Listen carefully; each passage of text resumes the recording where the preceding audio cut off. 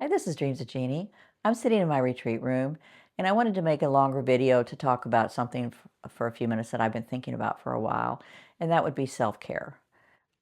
It's something I've been very bad about for my own self over the last few years, particularly the last year. Well, not the last few months so much, but like from like last summer to last spring, when things were really acutely difficult here in our home.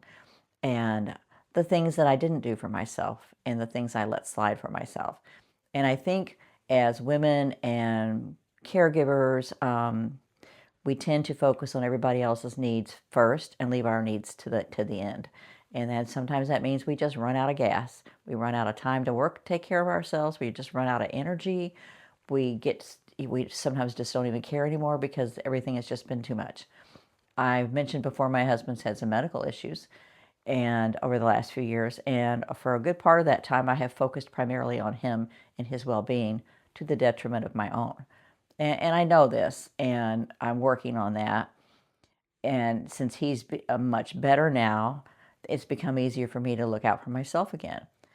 And as we are trying to get back to some sense of normalcy in our life and have more of a normal existence again, I am making more time for myself. I started this YouTube channel in, I guess I think I registered it on the last day of July and actually started making videos on August 1st. And that was a biggie right there for me, just to do something totally unexpected, something totally out of my norm, totally out of my comfort zone. And when I started that, then I started doing things like painting that I've been wanting to do for years that I've just never made the time for. And I'm reading some again. I try to read some at the end of the day.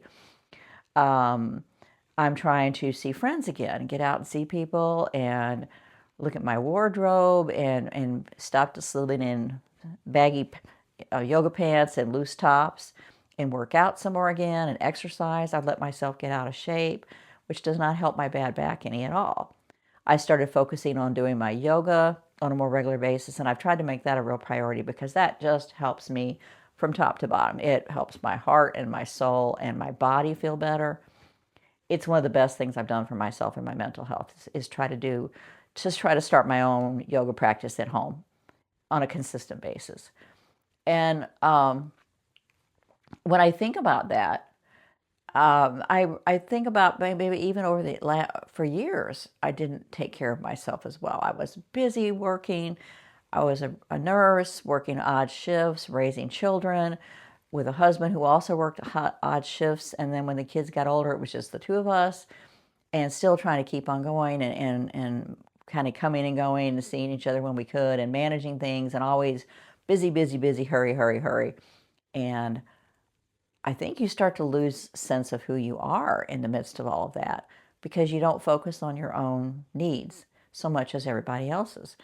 And as a nurse, and I've always been a caregiver of some sort to patients over the years, a caregiver to my kids, and then over the years, more of a caregiver to my husband, so that as it turned out, I was his primary caregiver for the last couple of years, particularly the last year.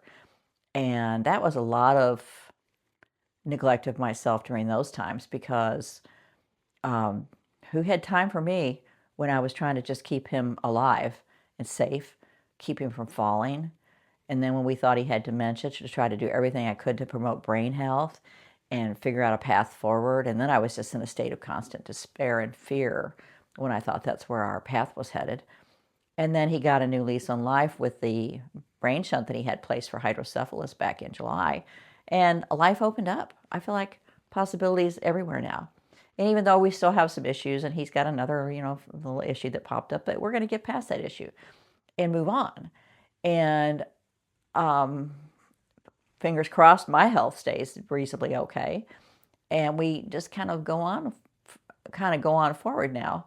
But in the midst of all that, I just stopped taking care of myself, and I'm really trying to work on that. And like I said, I have my retreat space in here, which is so important to me.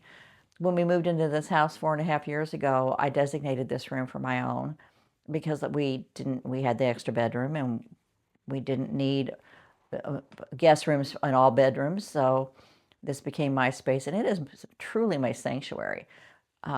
But that's not enough in itself. You have to also be taking care of your own interests.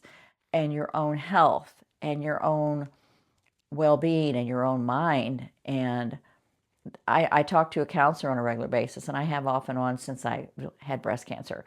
And I think that's very important. And when I don't talk to her for a long time, I realize that I am neglecting myself by not even doing that, because that's the one person I could talk to who is focused on me.